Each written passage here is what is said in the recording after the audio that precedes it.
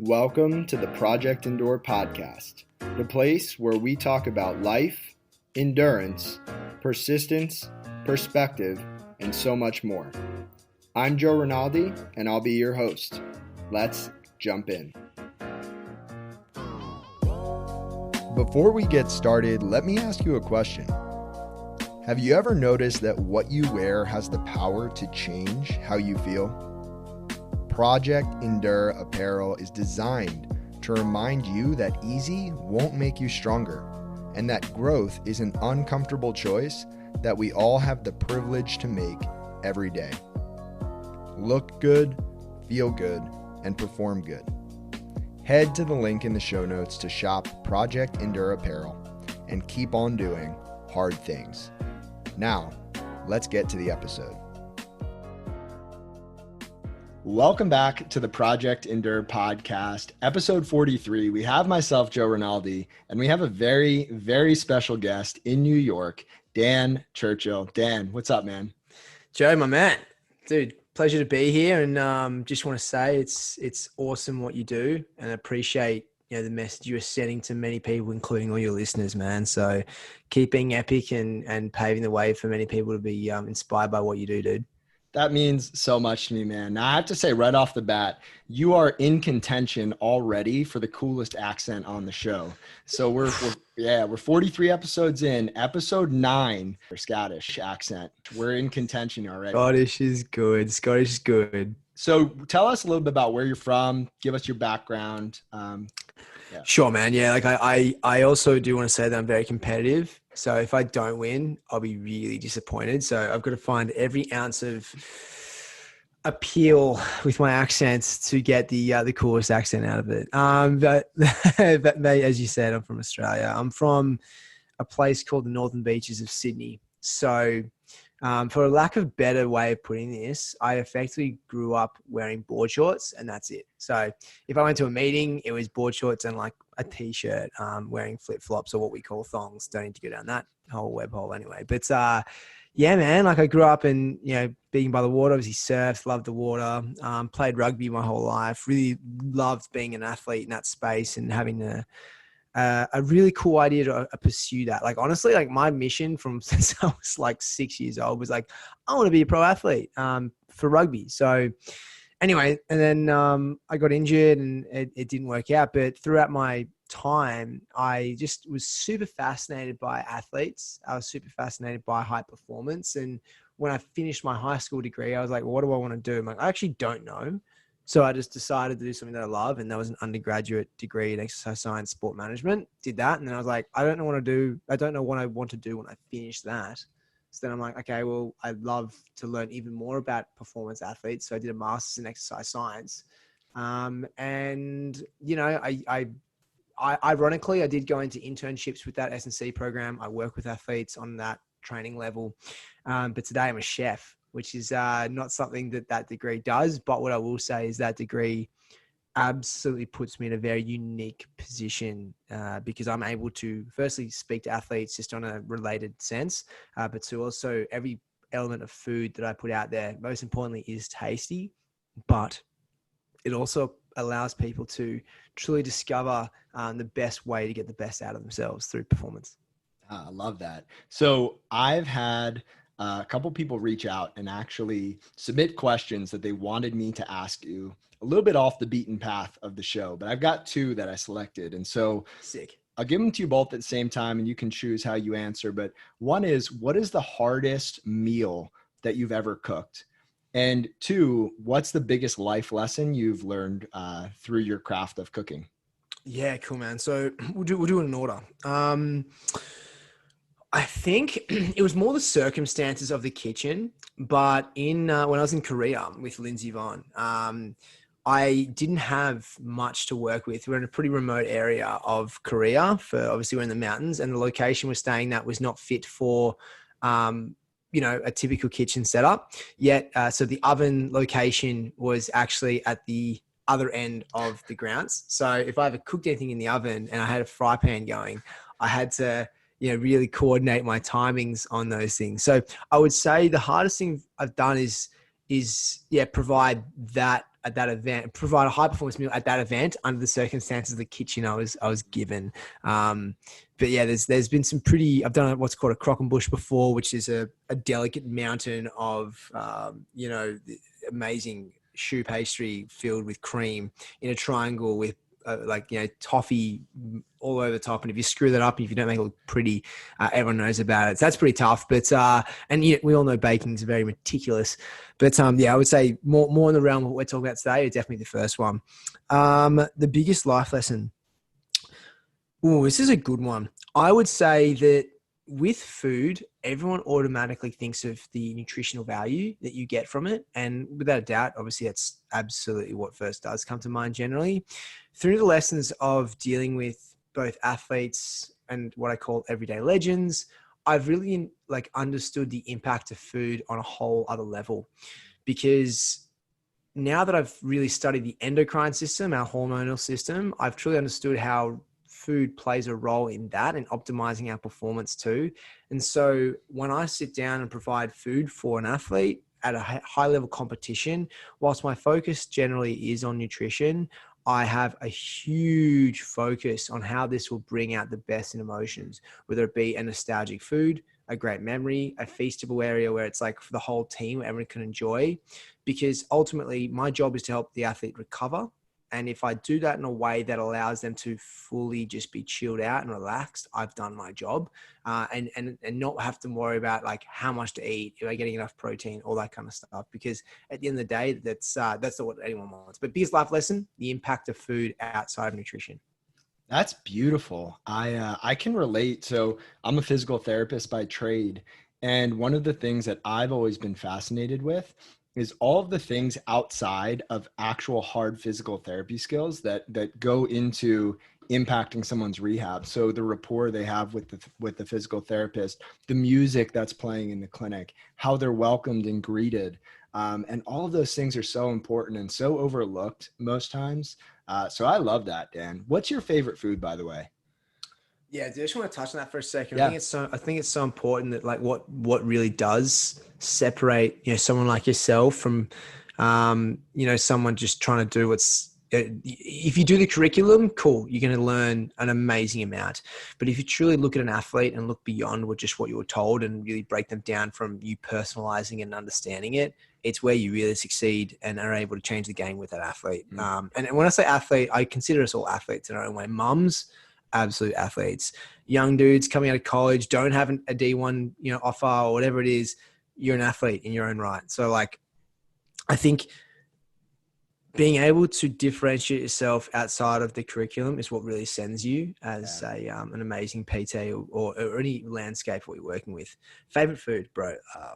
Anything I get to work with my hands, I always say spaghetti bolognese because I make my pasta from scratch. I'm sure, have you seen my videos where I get really into, dude, you see, I get into it, with my hands, I get messy, and I just love that, man. I will often just find, it's funny. I'll be with my girlfriend on a Sunday. She's like, what do you want to do? I'm in the back of my head, I'm like, I just want to have headphones in and just be cooking food. And it's I mean, do you want to go for a lovely walk with Maverick? But no, it's one of those things, man, that I just am infatuated by flavor, taste, happiness, joy. I also been working on my upper body lately, so I want to put that to the test when it comes to kneading dough. So that's another thing as well. But we'll leave that to our line. That's awesome, man. Well, let's dive into some of the deep stuff, and I'll ask you this question. So, in life, I think there are two kinds of hard. There's the hard that we choose, and then there's the hard that chooses us. And both are equally important in shaping the people that we become. So first question, what's the hardest thing or circumstance that you've ever had to handle? So something that you didn't get to choose. It's a really good question, man. I like the way you present that. Dude, I tell you what, I've faced a lot of things in my life, professionally. I would say the hardest thing, COVID, because I have a restaurant in New York City, and during COVID, no one's around New York City. And so whilst having everything else that I had going on, my personal brand continue to grow and do really well. And every day in the restaurant, I was there 7 days, 6:30 or 4:30 with me and my business partner, just keeping it going. And then I would start my work for my personal brand. So my team would, instead of doing day shifts, they'd be coming in at like 5:30 shooting content until like 10. And so, that was tough, man, doing that for like 8 months until we could finally get people back. And that was it was a real moment to be like, roll your sleeves up, get this shit done. Because no one else is going to do it. At the end of the day, this is your life. You chose to be on this path. And if anyone's going to do it, it's got to be you. And so, yeah, we've gotten through that, and it's, I reflect on it, and it really is like I'm the kind of person that, I listen to big quotes and it gets me fired up. That's the kind of person I am. So like, I think about the things that self-motivate me, and I look back on that. And if anyone ever says to me they had a hard day, and I'm not saying that I have the hardest day. Like I know, single moms with 3 kids who went through COVID and did the same thing. Right. And in many other situations, but just as an example, if anyone says to me or my team, they go, I've had a hard day, I'm just like, you have no idea. So that was tough. Well, let me ask you this. So mid-March 2020, COVID hits. What's the moment like for you when you realize exactly what's happening? Meaning, the restaurant's not going to be able to operate how it's used to operating. Yeah. So like we were like, we heard this thing about COVID, like was, I guess it was coming out of Asia and other locations that hit it. And then I think when we first heard that, we started to see drop off of, revenue because people were just not going outside and whatnot. And then all of a sudden, 5 days later, the mayor of New York City is shutting New York restaurants and everything down. They shut them down. Right. And some people are like, it's going to be a 2-week thing. I'm like, I don't think it's going to be a 2-week thing, bro. I don't think it's going to be a 2-week thing. And so you really have to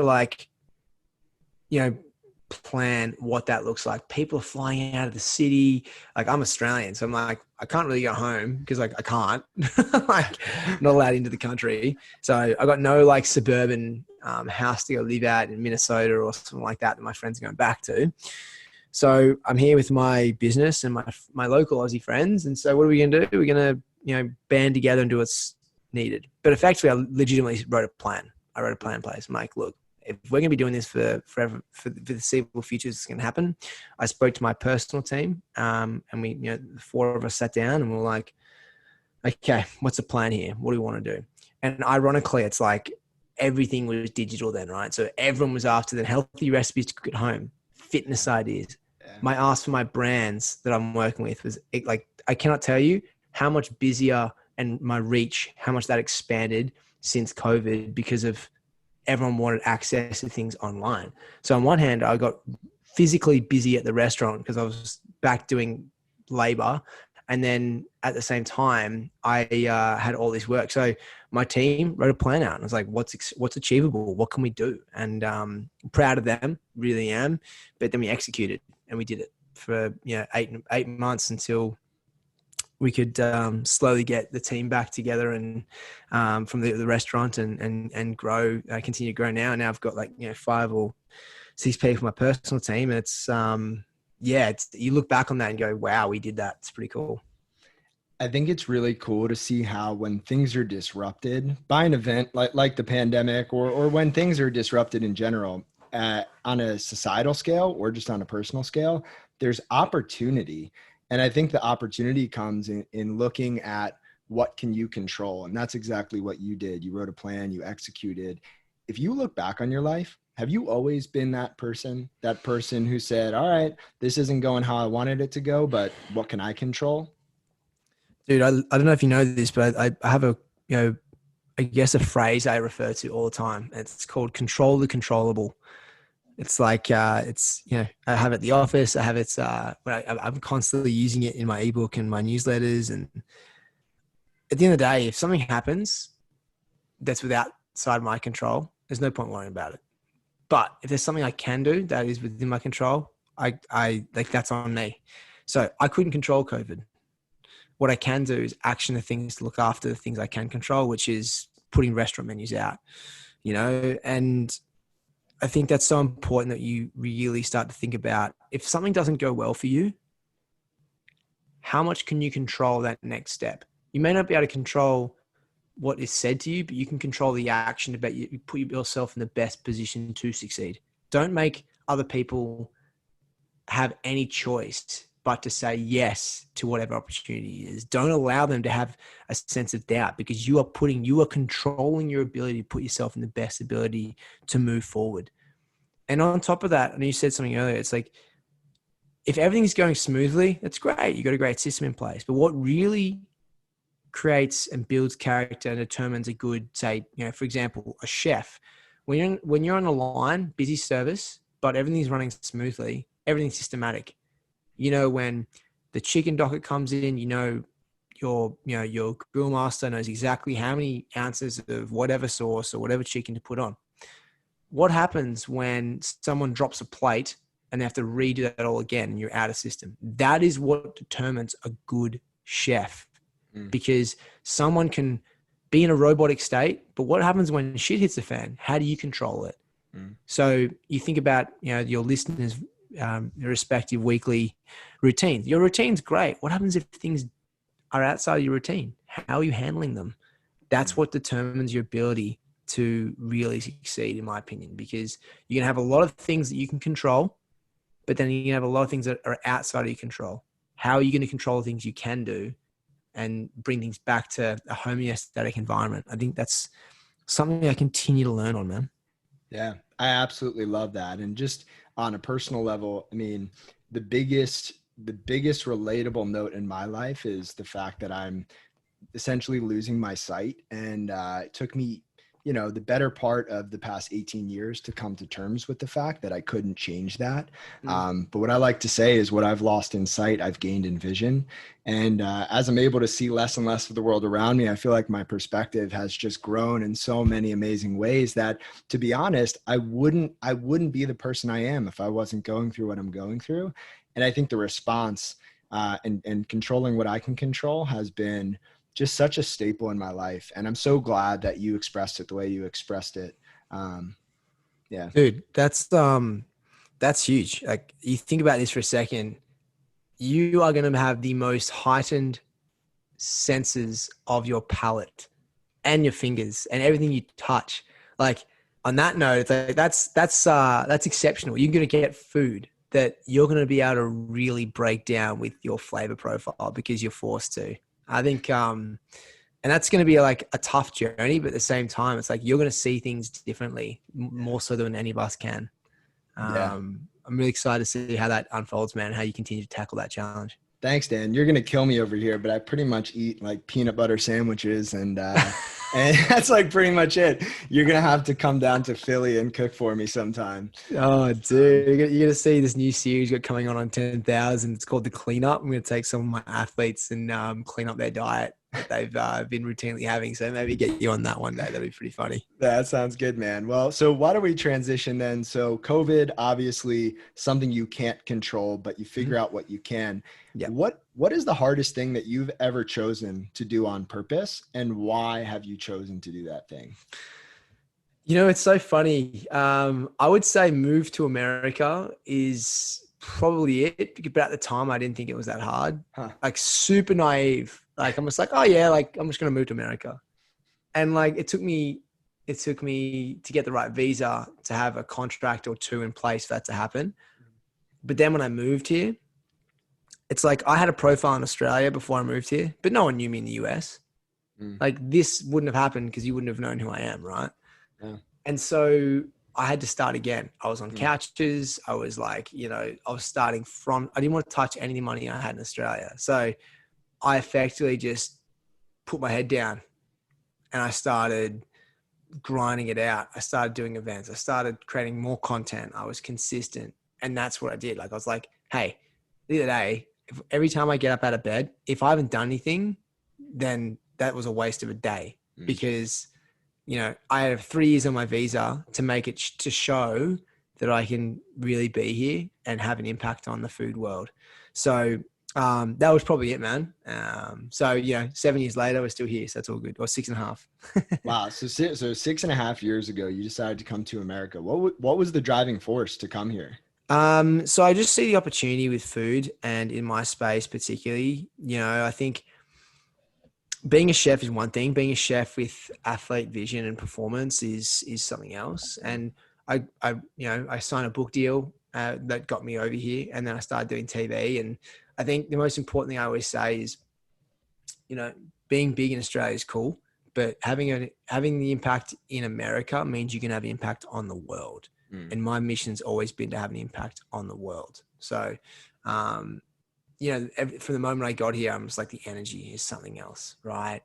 I think what's really cool, dude, is like, since I've been here, I've become more in tune with representing my country, which is something I always wanted to do with rugby, right? I wanted to play for Australia. And now, like, I work with Tourism Australia to promote my amazing country. And I probably wouldn't be able to do that in Australia, but here I can. So,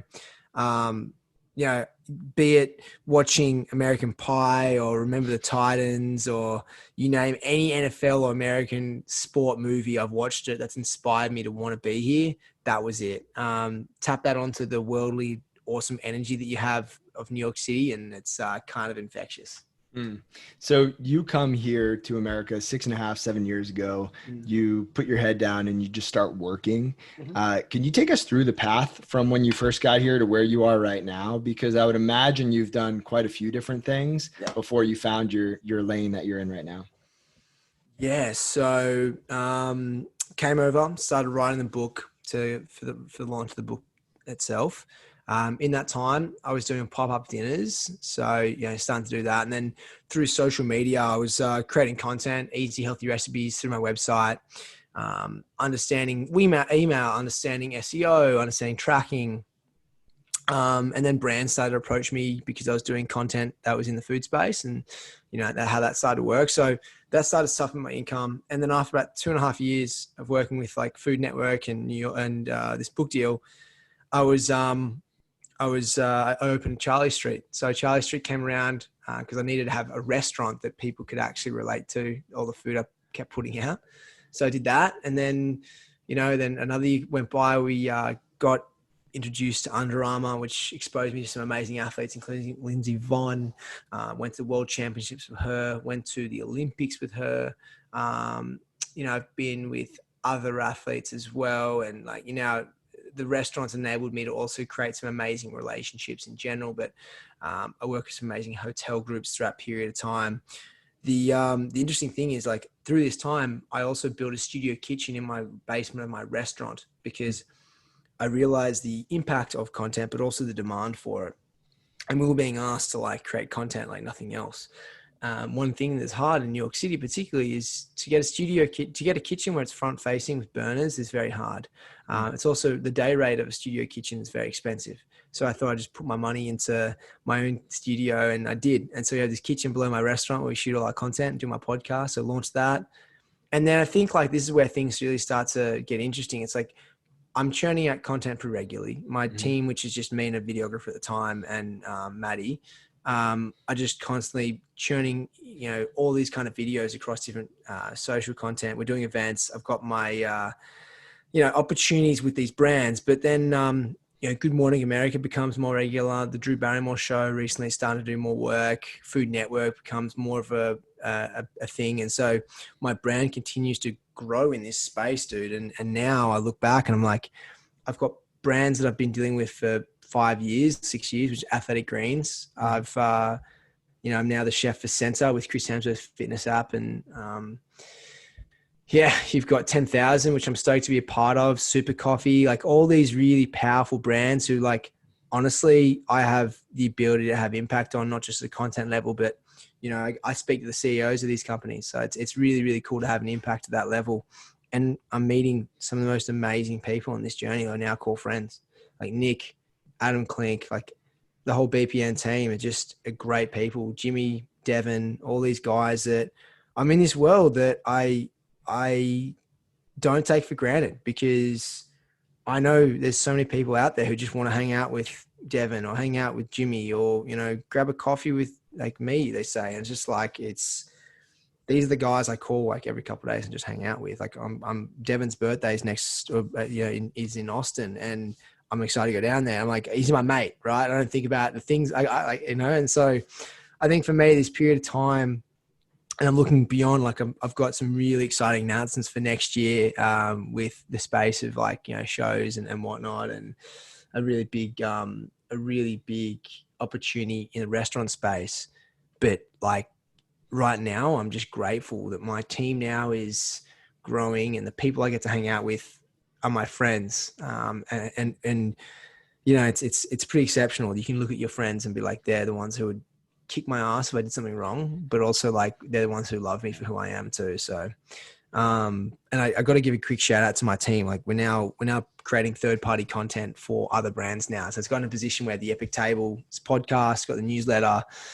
We shoot all the content for me in-house, and now we're shooting for other brands. So I don't have to be involved. But they're now shooting for other creatives who are looking to build their personal brand, or other food brands who are looking for regulated social content. So it's watching them grow is pretty exceptional, man. Man, it's amazing what you're doing. And to be clear, I really would love to hear more about before all of that happened, because I would imagine from personal experience and just from how effort works, right? You put in a lot of effort in the beginning, you built relationships, you got the wheels turning, and then now you see all of the reward, right? Everything's happening. So tell us about the days like when this wasn't the case, when you were just grinding away, doubting whether or not you were doing the right thing. Cause I'm sure those days existed, right? Yeah, I think I always had a plan in place. This is like what I call cafe time, where I'd sit at a cafe, I'd order an espresso, only one because I couldn't afford to do anything more than that. I'd sit there, and then I'd have to go home and have lunch because I couldn't afford to pay for the lunch that was at the cafe. And every now and then, if I really need to get out of the house, I'd go order a tea and splurge a little bit. But yeah, man, like I would sit there and be on my computer researching, looking at things, typing, constantly being creative. My plan was always like, write, shoot, show, use the show, promote more, use that for other opportunities. And that cycle would happen. And I would then bring people onto my team to help support. Like my biggest thing is like, content is huge, right? I can't shoot myself and edit all the time. So I had to bring someone else, invest in that, then invest in someone who can support my growth on the admin chief of staff side of things. She's amazing. It's Maddie, who's still with me today. And between three of those legends, like including myself, we went after things that we truly believed in. I think what was really interesting, man, is like I was doing these small things for, whether it be like cooking an event and social posting. But then when I saw the opportunity was like, I sat down one day and was like, what are my core values? And admittedly, like I looked at New York, and New York had not changed me, but I could definitely see the appeal of things that were taking me off direction at one point. And I'm like, I need to get back on this path a little bit and be more consistent with me. Not that I was going too far, but it was just like, I know I can, if I start to continue doing this path, it'll get a bit of a stray. And so what I did was, man, I just like said to myself, what's my brand? What do I love? What do people perceive of me? So there's two things there. It's like, what do I look at myself as? What do other people do? So I started to see, like, I was speaking to other people. I'm like, I'd hit people up on Instagram who regularly comment. I'm like, hey, just, can you tell me the first three things you think of when you think of my brand? And it was interesting, like how aligned they were. It's like, great. That's really, really cool. So then what I would do is I'd think of the top 10 brands that I would love to work with for the rest of my life. And so like, okay, what do I need to do to get them? Right. If I look back now and I say like that I'm working with Athletic Greens for 6 years, I'm like, fuck, that's a big tick. Right. Why? They stand for everything I believe in. Really talk about, I don't go into it, but like, that's cool. Centre, an Australian starting brand with Chris, is a legend, Aussie, great team to work with. It's exactly my wheelhouse. Super coffee with mates. Like, that stuff's really important. And so my point to this is I started to learn to say no to things so that I could stay more focused on the bigger picture. And I think when I signed the deal initially with Under Armour, I was like, okay, cool. Let's go deep with these guys, not wide and shallow. How much more can we do with this brand as opposed to go wide and try to do not that much and spread ourselves too thin. And so I picked up one brand and then realized this is the path I want to do. I don't want to work with 100 brands. I want to work with like 5 to 6. And today that's what we do. I work with 5 to 6 key brands every year, have like annual contracts that will be like multi-year. And it has really changed the way that I'm able to work, because what happens is I build a relationship. I get to do BD. I get to bring in other people who I think would be great for the brands. And it's exposed me to building those relationships and adding value to other people as well as the brands that I'm a part of. So that's like a 4-year period, but like going from having a coffee shop, being like eating, having espressos and having rice and beans, to understanding how to create decks for myself and I guess media kits and things like that would best start to get me some traction. You'd make friends with PR companies who, if you do a really good job, they would invite you back and get their other brands involved. And so that started to happen. And then all of a sudden I had some headway, and then, you really start to think about the best way to position yourself into those key brand markets. And now it's like, it's interesting. Now I'm looking at like, these brands are great and I want to continue working with these ones, but now I want to think about less about brands and more about my consumers. How can I continue to add more value to those legends in my community where, say I have courses, or like I'm giving away these awesome eBooks they want them to love, and maybe they want more. People are willing to pay for things they want value for. So it's like, that's when you start to really think about the opportunities there. And same with like YouTube, and it's crazy. It's absolutely crazy. Yeah, it's amazing how, well, 2 things. It's amazing how the internet opens up just a whole new world of opportunities, right? Huge. Like crazy. Because you wouldn't be able to do probably more than half of the things you do right now without the internet, correct? Dude, like as a chef, no, like all my chef buddies who are like 40, 60 or never heard of it, like they don't do Instagram, they're too old for it, but they're gun chefs. They're making millions of dollars a year. They're like, this whole social thing's weird, man. And I'm like, yeah, dude, but like, this is the new age. And eventually I could be doing what they're doing after a period of time in terms of the style of their financial model would be. But like, yeah, man, I couldn't do these online things. I couldn't do this with you. I definitely would not be able to be across as much as I am. I would have to probably solidify only 2 or 3 companies I work with, as opposed to, the 6 that I am right now. Yeah. And then the second thing is just the power of connection, Huge. the power of relationships, right? I always say that you're one person away from a completely different life. And it's always crazy to look back and see how the dots connect. So I just wanted to point that out. But, Dan, listening to you talk, it's clear you have such a clear vision for what you want out of life, how you want to impact people. And I would imagine that from the outside looking in, people who are following you, let's say on social media, they think to themselves, man, Dan's got it all together. Like it's all easy. It's all easy for him. Right. So my question is, what is one, you're laughing, but what is one thing that people assume is easy for you, but is actually really, really hard? I think the most common thing I get is like, Dan, you do a lot. And then it's always going to be the hardest thing is to say no to things. But the people think it's easy to run a restaurant and have my media career that I have. It is friggin' tough. Right. Every time I step away from the restaurant, I feel bad. I really do. Thankfully, I've got an amazing chef there now who's, just a young dude that I can work with. But like the CPG business, for example, is super exciting, really exciting. And I can have tremendous impact at scale with that. So step away from the restaurant to handle the CPG. You're like, oof. And then you've got the digital team. It's like, if I honestly had 5 days of digital work, it'd be a game changer. My team would be like, wow. So I think that the hard, something that people see is probably easy is hard is definitely owning a restaurant and having a media career. It's really tough. So one of the things that I think is probably the most rewarding and challenging thing of running my own business is just the ownership aspect. And it's just, problems come up, like it's on you, right? You got to figure it out. Yeah. The good days, you can soak that all in, but the bad days, like you still got to figure it out. And I think it's those small moments that are the most rewarding for me, where like you sit back for 5 minutes at the end of a super long day and you just take a big, deep breath and you feel good about the way that you push forward. I'm curious if that's the same for you. Yeah, dude, like absolutely. I had a really it happened twice this week. Really good morning. Like 2 big deals came through for our CPG. And then a really shit text that came through. And I'm like, well, fuck, okay, cool, man. That's it's okay. Just soak it all in. And it's like, wait, positive and minus. So you're still at neutral, all right? Or is the positive so big that it outweighs the negative? You know, a point. So I'm really big on stepping back and reflecting. The other day, it was this is quite contextually relevant. I was in Denver for the day. By the way, apparently that's weird. Apparently people say it's weird to fly to Denver just for the day from New York. I'm like, dude, go to Australia, then you realize Denver's a short flight. Anyway, so I flew to Denver because our demand for our products is getting pretty big and we had to get a bigger co-packer, our fourth one.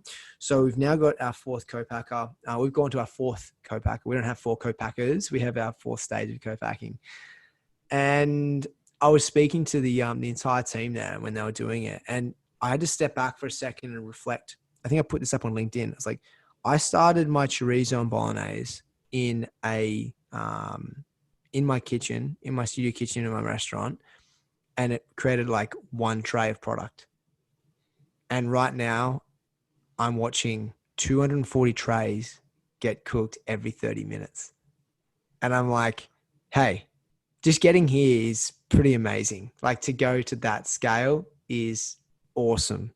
So yeah, man, you have to take the good with the bad. You definitely have to take ownership. What I will say is ownership and delegation.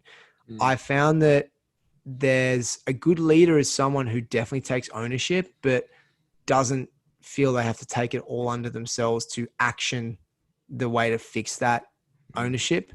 Like I can't handle everything, but my thing is now I'm like learning how to, create really good briefs for the people around you that will also learn to take ownership, so that if the problem does come up again, they feel is on them. Because if they don't do it, then it is on you. But if you make them feel like it's on them, then you're good. But yeah, man, always take a step back. Just stop and reflect for a second, because you always highlight the negatives and we never really step back and enjoy some things that are really, really cool. Yeah. And there are some really cool moments along everybody's journey, right? So the next question that I usually ask people is about the concept of endurance. And I think this is the perfect point in the conversation to ask this question, because we've just talked about the past, let's say 6.5, 7 years, where it feels like you've been on this mission, like head down, sprint, moments of reflection. What does the word endurance mean to you? Yeah, I think like it's all about the ability to do something lasting, being able to perform for a long period of time. So it doesn't have to be in the athletic world. It can be on the computer, crushing an Excel spreadsheet. It can be cooking for the entire day. It can be on your feet at a hospital. It can be a shift worker working in supplement companies, whatever it is. That's to me what endure is. Do you have a different definition when it comes to fitness, or does that definition also carry over? No, 100% still applies to it, man. It's like the ability to perform at a high level for a long period of time is what endurance is to me, man. And so that's what I think is really, key when it comes to really identifying performance in general, because when you think about performance, people automatically think of athletes. But we forget, you get out of bed, you go look after your child, you're performing. You go read a book, you're performing. You're pressing the numbers on a coffee machine, you're still performing. You go to the bathroom, how are you performing on your bowel movements? That's still performing. Like there's honestly the bedroom. Don't tell me there's no performing in that, because there is performing in that. So like you think about all that kind of stuff, man, and you really break it down. It's like, you don't have to be an athlete to perform. Yeah. And so this whole endurance question is great, because it really is breaking down this idea. It's like, hey, yeah, people on here listening here definitely go to the gym, right? Absolutely. There's that side of it. But remember, when you're at work, you want to still set yourself up for the same success you want to hit the gym at. Think about the extra reps you're doing. As Nick goes, go one more, you know, like read one more page, you know, eat one more, I don't know, sandwich that you're trying to put on mass for. I don't know what it is, but yeah, it's always the way it is, man. It's like, stop putting ourselves in this mindset that we have to be athletes to perform. Yeah, I love that. And I couldn't agree more. Now I'm super proud of myself right now. If my wife is listening to this, she'll probably roll her eyes, but well, hang on, before you go on, we just talked about the bedroom. Are you about to brag about something right now, dude? No, far from it, man. No, she's probably rolling her eyes at the cheesiness factor here, but I was thinking, you know, so we talked about endurance, but there are ingredients to endurance, right? And you're a chef, so ingredients, chef. Love your work. It's great. That's really good. So what I'm going to put you on the spot. What are some of the ingredients that you think make up endurance? What do people need to actually have endurance? Obviously good quality sleep. It goes without saying. Eating a lot of micronutrients, and that's through plants. You know, there's studies that show it doesn't matter whether you're plant-based or not. Just eat a lot of plants. And that's my vision. You know, movement. So whether it be at the gym or going for a run or just simply, you know, cleaning. Like I think I was showing my Whoop the other day. I did something pretty funny. So on my Whoop the other day, I did like a breakdown. I burnt 7,000 calories in a day. I went for a run. I did run, pickleball. I then went home and cleaned, and my cleaning strain was higher than my running strain, even though my running strain was more hectic.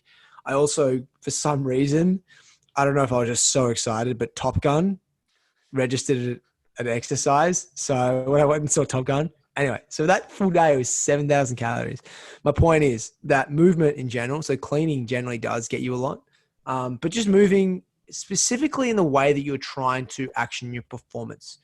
So, you know, if you're working at a desk job, you know, go for a walk every now and then just to keep the body flowing, but try and do a standing desk, you know, or hit the gym in the morning or go for a run so that you're at the desk during the day and you're still burning calories and keeping, like, the calories burning thing is not just for weight loss. It generally is locomotion for every system in your body. So break it down: sleep, eat plants, a lot of them diversely, and then move. I know it sounds so cliche, but it's the best way to endure, bro. It's the best way to endure. I mean, you can say intermittent fasting, put that in there for sure as well. It's definitely shown tremendous benefits, particularly when it comes to cognitive function. You know, the relationship between our, like the norepinephrine and focus is absolutely heightened, man. It's yeah, there's some key strategies you can do, but at basic level, those three. And if you want to tap on IF just to have some fun, and that one as well. I love the angle you took on that. And I'm going to reference, so episode 10 of the podcast, Adam Klink, you know Adam Beast. very well, right? Beast, absolute Savvy. Beast. And we talked quite a bit about his role as a father, as a parent. And we talked about how, you know, when we are living for a reason that's bigger than just us, there's a strength that comes with that, right? Like that, I think that's one of the driving factors or ingredients for endurance, big picture, right? Like you've got to be doing something that's meaningful to you and to others to be able to wake up every day, especially on the ones where you just don't want to do it, and to get up and do it anyway, you know? 100%. And that's intrinsic motivation. That's something that you know, it's not someone else saying you got to do it. It's not you looking in a magazine and or seeing a billboard, or, you know, it's you from within, which is the most powerful driving force. And that's when you're tapping into that intrinsic motivation. Watch out, world. Yeah. Well, so Dan, as we begin to wind things down here, I've got one last question that I ask every guest. And this one's really near and dear to my heart because I've been in a season of life where, you know, it's hard, right? You wake up and things are maybe a little bit darker than they usually are. You don't feel like yourself. And I would imagine that out of the people listening to this podcast, there are a couple people, if not many people, who are in that season of life, right? Where it's just hard. They're facing some kind of challenge or obstacle. They don't know how to get around. They're not sure what to do. Maybe they don't feel like they're moving forward. So if you were speaking right now directly to those people in their ear pods, what would you say to them? I would You know, it's interesting you say that, because I have people all the time come to me and talk about some of their adversities they face in general. Look, life can be really hard. It can be awesome, but it can be really hard. But the difference between, in my opinion, the people that continue to defy adversity and grow and get past these things are the ones that take action. You're the only one on this planet who's going to look after you the way that you would want to be looked after. So put your mask on first, and just register the fact that as tough as things are, unless you action, no one's going to take care of you. And you can honestly, count the number of times in the past week on my hands, the amount of shit I've dealt with. And that's the same for everybody. We've all got our own, trials and tribulations. At the end of the day, if you really wanted something, you'll go and do it. Yeah. If you want to get it done, you'll make it happen. And I think a clarifying point there, Dan, is because some people might listen to that and say, like, Dan, I hear you. I just don't know where to go. Like, I just don't know what to do. What would you say to that? Yeah, you don't have to know what to do, though. I think people this is the one problem, not the one. This is one of the problems I do see with social media and things. People see, people doing great stuff, and they're like, I want to be like that person. And they like, do they want the accolades around them? Do they want to be doing that thing? Do they want to be Nick Bear? Do they want to be so-and-so? Like, at the end of the day, it's like, I get the idea. If people don't know what they want to do, that's fine. Continue to do the things you love, and that will definitely create the path where you want to be. For me, that's what happened. I didn't know what I wanted to do, but I love cooking. I love performance. I love that athlete space. So that's where I am today.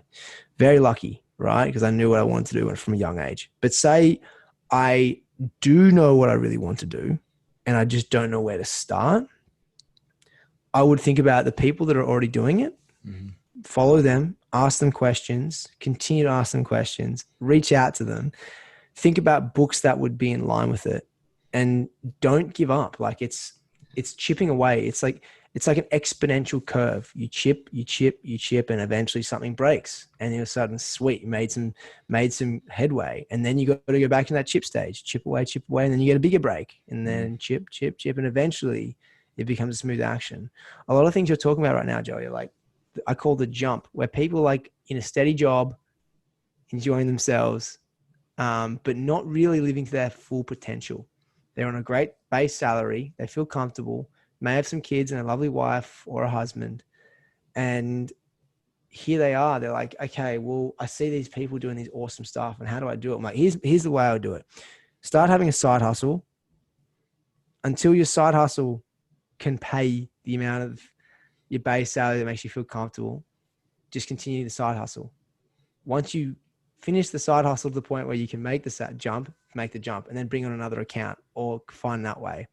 That is like a very common way, a templated way to do it. And it's so achievable.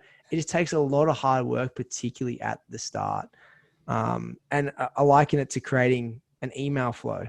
It takes a lot of work to put the email flow in at the start. So when every person clicks in, they have the right form of flow coming their way. A lot of writing, a lot of planning, but once it's set up, it's automatic and you don't have to worry about it. So step one, follow someone who's doing something you love.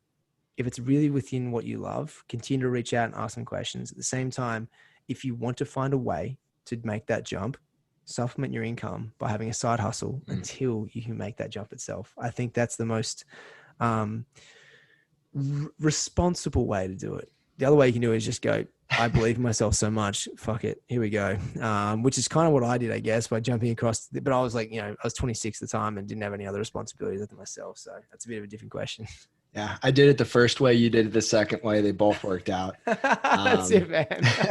So Dan, I appreciate your time so much, man. This conversation was exactly what I needed, and I'm sure it's exactly what the listeners needed. If people want to follow along with what you have going on, they want to get more of your personality and your accent on social media, they want to, where could they follow you?